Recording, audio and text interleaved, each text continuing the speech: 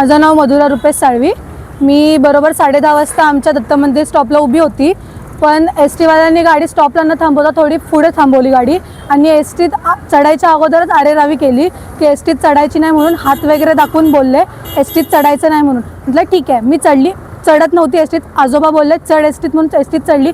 S टीत चढल्यावरती conductor असं आम्हाला म्हणत होते की तुमच्या कॉलेजच्या मुलांमुळे कामाला जाणाऱ्या माणसांना अडथळा होतो, त्यांना प्रॉब्लेम निर्माण होतात, तुमचं कॉलेज एवढं महत्त्वाचं आहे का, एवढंच बोललेलं। त्याच्यावरती त्यांनी मला सांगितली की तू ऑनलाईन तक्रार करतेस तर ऑनलाईन तक्रार कर, काय करायचं ते कर, ही त्यांची भाषा होती। आम्ही त्यांना बोलतोय, जर आम्ही तुम्हाला रिस्पेक्ट देऊन बोलतो तर तुम्ही सुद्धा रिस्पेक्टनीच बोला, पण ते आमच्या अनरिस्पेक्ट करत होते।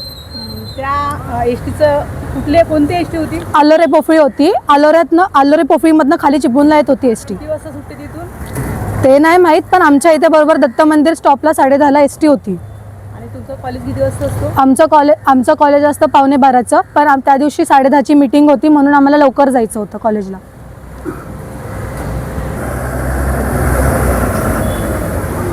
हे घेऊ, माईक घेऊ, इथे माईक घेऊ। हा मुलगा खालच्या गेटच्या स्टॉपला उभा होता, तर हा चढत असताना ते कंडक्टर बोलले की पाठून एस टी येते की त्याच्याने आणि हा एक तासभर गोष्टी झाली नाही, एक तासभर गोष्टी झाली नाही, याचे लेक्चर बोलले, तर तो नंतर 1 तासानंतर कॉलेजला आला आणि आमची मीटिंग होती त्याच्यात कॉलेजमध्ये।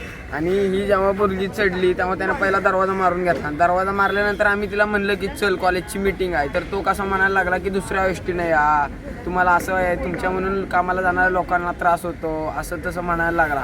मग त्याची वार्ताच वेगळी, तो एकदम वेगळ्याच भाषेत बोलत होता आम्हाला की तुमचं कॉलेज एवढं महत्त्वाचं आहे का, असं तसं, आणि नंतर या मुलीवर तो दावानं बोलायला लागला।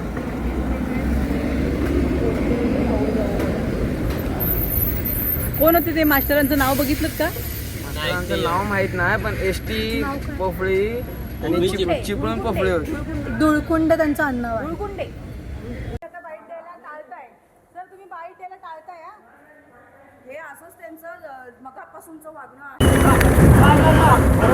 काय सांगशील, काय झालं? या मुलीचा, मधुरा रुपेश साळवी या मुलीचा फोन आलेला मगाशी की मॅडम असा असा विषय घडलेला आहे, मला एस टीमध्ये चढून देत नव्हते, मला शिक्षणापासून वंचित ठेवण्याचा प्रयत्न करत आहेत।